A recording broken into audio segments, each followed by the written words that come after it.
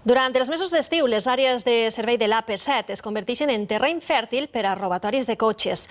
Un dels punts més negres és la de Benicarló, al Baix Maestrat, on la meitat dels delictes registrats a la ciutat es produeixen en aquestes zones de descans. Una porta oberta y una distracció son suficients per a robar y fugir. Y cuando llegué me habían abierto el coche y todo. Si el botí val la pena, no els importa reventar la ventaneta del vehicle amb el seu propietari en l'interior. Como hay robos, pues vamos siempre con vista. Així actuen els lladres en àrees de servei de l'AP7 del territori valencià.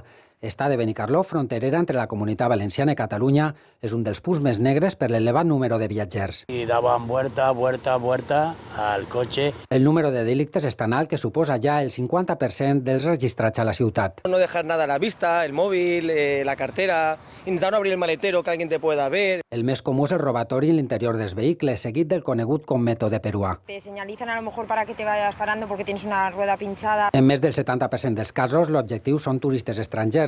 Porten el vehicle carregat i més diners en metàl·lic. A més, la denúncia no sol continuar en tornar al seu país. Nos vamos entre semana en Murcia y pues llevamos muchas cosas de valor. Quasi la totalitat d'estos robatoris són de bandes organitzades. La Guàrdia Civil té establerts serveis de vigilància, però per als viatgers falten càmeres i seguretat privada.